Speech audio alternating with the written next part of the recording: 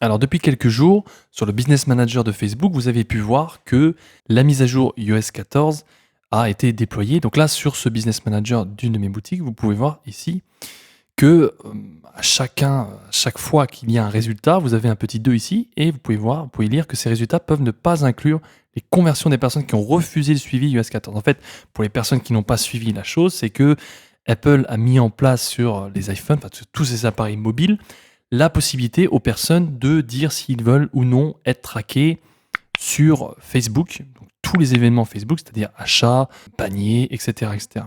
Donc il y a beaucoup de gens, bon, depuis quelques mois maintenant, qui ont dit: «Oh là là, c'est la mort de Facebook Ads». Je vois encore beaucoup de personnes me dire: «Est-ce que Facebook ça fonctionne encore? Est-ce que c'est pas terminé maintenant avec cette mise à jour iOS 14?» Parce qu'il faut savoir qu'aujourd'hui, voilà, 80% du trafic, enfin sur ce site-là par exemple, arrive sur mobile. Donc beaucoup de gens ont nos iPhones. Donc forcément, on aurait pu se dire, bah, plein de conversions ne seront pas traquées.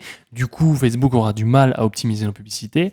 Je peux vous rassurer tout de suite, c'est pas du tout le cas. Ça fait déjà plusieurs jours que ça a été déployé. Vous voyez que les résultats sont toujours là. Ça, c'est un résultat d'une semaine sur cette boutique-là, avec un ROAS de 3.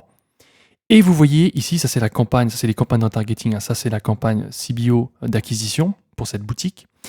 Et je vais vous montrer en fait dans cette vidéo quelle est la solution pour iOS 14, comment vous allez pouvoir gérer ces événements-là, parce qu'il y a une nouvelle méthode maintenant à faire d'urgence sur Facebook pour pouvoir optimiser pour iOS 14. Je vais vous donner exactement la marche à suivre dans cette vidéo et vous allez pouvoir exactement faire la même chose.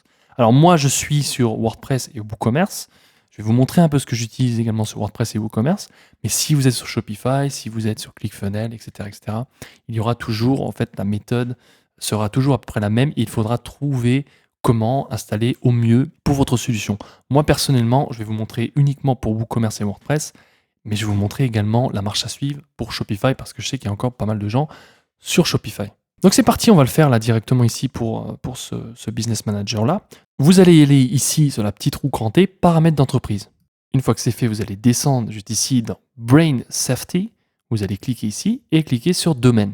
Ici, la seule chose que vous allez avoir à faire, c'est de cliquer sur Ajouter et d'ajouter le nom de domaine en question. Donc, dans mon cas, je vais ajouter mondomaine.com en titre d'exemple et je vais cliquer sur Ajouter un domaine. Une fois que cela c'est fait, vous allez avoir différents types de validation du nom de domaine. Donc là, vous voyez que le mondomaine.com est non vérifié. Ici, il va y avoir différentes méthodes de validation de votre nom de domaine. Donc ici, dans mon cas, moi généralement, j'aime bien mettre le fichier, importer un fichier HTML directement dans mon serveur. Donc moi j'utilise un serveur parce que je suis sur WordPress et WooCommerce. Mais vous pouvez utiliser souvent la vérification du meta tag ici. Il suffit tout simplement de copier cela et de mettre dans la balise aide de votre site. Donc je vous invite à regarder un peu sur internet, vous tapez Shopify, modifier la balise aide et vous mettez tout simplement ce code dans la balise aide de Shopify ou la balise aide de WordPress. Moi, généralement, j'utilise un plugin pour modifier cette balise aide. Voilà, par exemple, là, sur Shopify, vous pouvez le faire aussi en manuel, mais là, vous avez par exemple Add Code. Vous voyez qu'ici, vous pouvez ajouter facilement du code grâce à cette application-là. Donc ça, vous pouvez utiliser ce genre d'application. Donc vous voyez qu'ici, voilà, ça vous permet d'ajouter tout simplement le petit code de Facebook directement ici. Ou alors sur WordPress et WooCommerce, vous avez des petits plugins gratuits là, comme Add et Footer Code, où vous allez pouvoir ajouter du code directement dans la balise Add. Donc voilà, il y a plusieurs solutions de disponibles.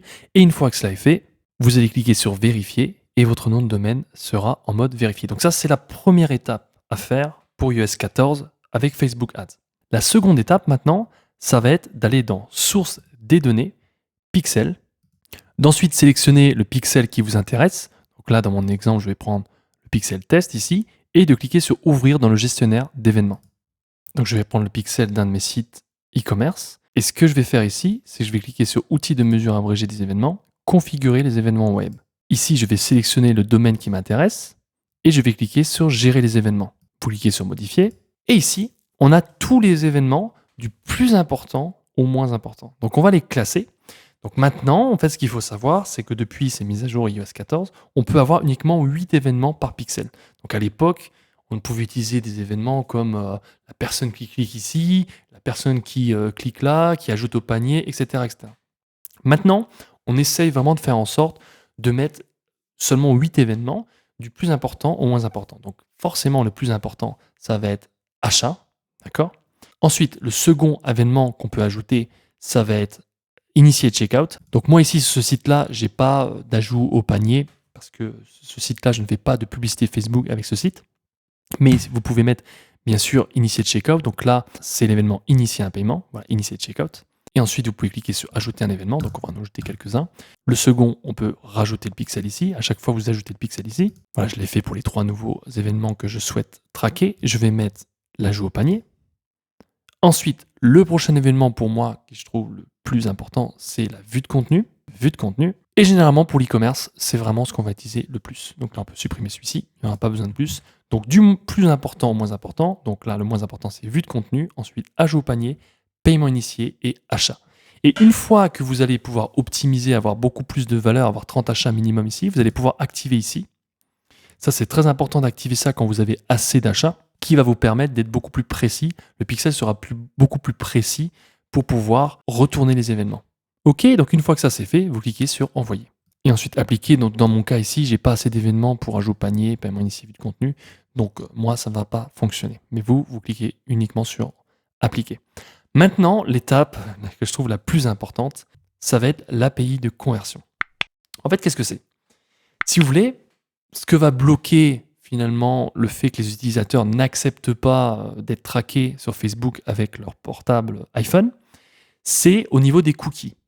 Sauf que nous, on va récupérer les informations au niveau du serveur. Donc c'est pour ça que l'API de conversion va être quelque chose qui va être de plus en plus utilisé dans les années à venir sur Facebook. Et ça fonctionne extrêmement bien. Je peux vous dire que moi, je les ai configurés pour tous mes sites internet et je n'ai aucune perte. J'ai beaucoup moins de pertes que limite avant avec le cookie grâce à cette méthode pour iOS 14. Et bien pour ce faire, ça va être très simple. Vous allez aller ici dans source des données, sélectionner le pixel qui vous intéresse et juste ici, vous avez API pixel conversion. Ici, en fait, vous voyez tous vos événements que vous avez reçus dernièrement. Donc moi, dans mon cas, ce site-là, je n'utilise pas l'API de conversion parce que je ne fais pas de pub Facebook. J'utilise uniquement la méthode Booster pour avoir gratuitement des clients ici. Ce que je fais, si vous souhaitez ajouter l'API de conversion, c'est très simple. Vous allez sur Ajouter des événements et utilisation de l'API de conversion. Vous pouvez lire un peu là, ce qu'on vous dit ici et on clique sur Configurer. Et il y a 2 manières d'implémenter l'API de conversion. Soit vous l'implémentez manuellement. Donc nous, dans notre cas, c'est ce qu'on peut faire avec certaines solutions. Je vais vous montrer un peu les applications qu'on peut utiliser ou utiliser un partenaire. Donc si vous êtes sur Shopify, par exemple, vous pouvez cliquer sur Utiliser un partenaire et ici, vous avez Shopify. Vous avez uniquement à choisir ça, associer votre compte Shopify, suivez exactement les instructions. Vous voyez qu'ici, il y a marqué Voir les instructions. Toutes les instructions sont données pour vous permettre d'installer l'API de conversion de Shopify. Et là, pareil, si vous êtes sur WordPress ou WooCommerce, dans mon cas, vous avez juste à suivre toutes les étapes qu'on vous donne pour pouvoir faire en sorte d'intégrer l'API de conversion. Donc pour le moment, vous voyez, il n'y a pas beaucoup encore de solutions compatibles. Je sais que je pense plus ou moins à ClickFunnels ou d'autres solutions comme ça. Donc si vous souhaitez l'installer manuellement, c'est possible de le faire. En cliquant ici sur installer le code manuellement, on va vous demander tous les événements à configurer. Et ensuite, tout cela, il faudra le faire directement par un développeur. Donc il faudra vous prendre un développeur, donc rendez-vous sur Fiverr ou sur 5euros.com. Il y a des personnes qui peuvent vous faire ça parce que c'est aussi compatible avec Zapier. Donc Zapier, c'est une solution très très intéressante qui vous permet d'automatiser un peu votre site, vos événements. Tout ça, c'est un peu compliqué. Je sais que beaucoup de personnes utilisent principalement Shopify et WordPress et WooCommerce. C'est pour ça que là, vous avez tout est en natif directement, donc c'est très très facile à faire. Une fois que cela est fait, je vais vous montrer sur l'un de mes business managers quel est en fait l'impact de cette API de conversion. Voilà, sur ce pixel-là, vous voyez ici que j'ai surveillé et amélioré la mise en correspondance de qualité. Je peux voir la qualité de mise en correspondance des événements. Je vais vous ouvrir ça, je vais vous montrer un peu comment ça se passe. Vous voyez qu'ici, il me donne une note, donc 7,4 sur 10, qui est vraiment excellent. Il n'y a pas de problème de ce point de vue-là. Vous voyez que c'est haché les pourcentages d'événements reçus. Vous voyez qu'on est à peu près à du 97%, sauf pour les numéros de téléphone. Pourquoi en fait j'ai pas beaucoup de numéros de téléphone? Parce que les numéros de téléphone chez moi sur ce site-là, ils sont facultatifs. Donc c'est pour ça qu'en fait, si on enlève les numéros de téléphone, la correspondance du numéro de téléphone, je serai plus à du 9,7 sur 10. Vous voyez. Et ce qui est surtout intéressant de voir, c'est les aperçus de l'événement. Et là, en fait, vous voyez que j'ai le pixel de navigateur qui est installé, ici, et l'API de conversion. Et vous voyez tous les événements reçus. Donc ça, c'est un site vraiment très récent. Vous voyez que l'API de conversion, je l'ai mis il n'y a pas si longtemps que ça. Et vous voyez que j'ai reçu 72 événements grâce à l'API de conversion. Et on voit à chaque fois les événements dédupliqués et traités. Par exemple ici, le pixel du navigateur a reçu 160 événements. Donc l'API de conversion en avait reçu 72, donc ça fait un total de 232. Ici, vous voyez le nombre d'événements qui ont été traités en tout. Donc vous voyez qu'ici, il y a quand même sur l'API de conversion 13 événements qui ont été traités. C'est-à-dire qu'il y a 13 événements qui n'ont pas été traqués par le pixel de navigateur, qui ont été traités grâce à l'API de conversion. Et vous voyez qu'ici, tout ça, c'est des événements dédupliqués. C'est-à-dire que s'il voit que des événements ont été pris avec l'API de conversion, comme achat par exemple, avec l'API de conversion, et qui sont identiques au pixel navigateur, eh ben, il va les dédupliquer, c'est-à-dire qu'il ne va pas les utiliser. Donc vous n'aurez pas de conversion dupliquée, etc., etc. Donc c'est vraiment super puissant. Et vous voyez que quand même déjà, il en a traité 13 de l'API de conversion. 13 que le pixel n'avait pas traqué. Donc ça vous prouve vraiment que l'API de conversion, ça va devenir un standard sur Facebook Ads. Il faut vraiment l'utiliser. C'est vraiment quelque chose à faire de suite si vous souhaitez faire de la publicité Facebook. Et non, la publicité Facebook n'est pas morte. Moi, je fais encore des très très gros résultats avec la publicité Facebook. Je donne ma méthode dans mon programme Facebook Ultimate pour les personnes qui souhaitent aller plus loin. J'utilise des techniques CBO bien à moi pour pouvoir être tout simplement rentable avec la publicité Facebook.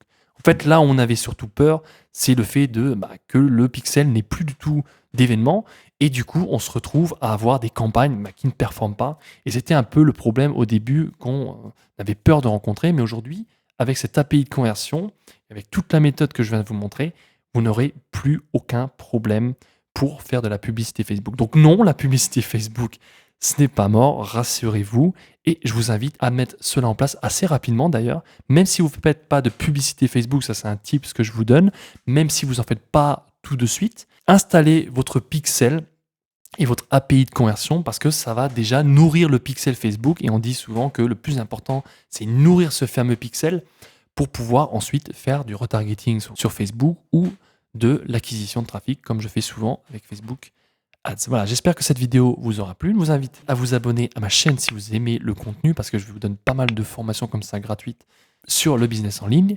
Et on se retrouve bientôt pour une prochaine vidéo.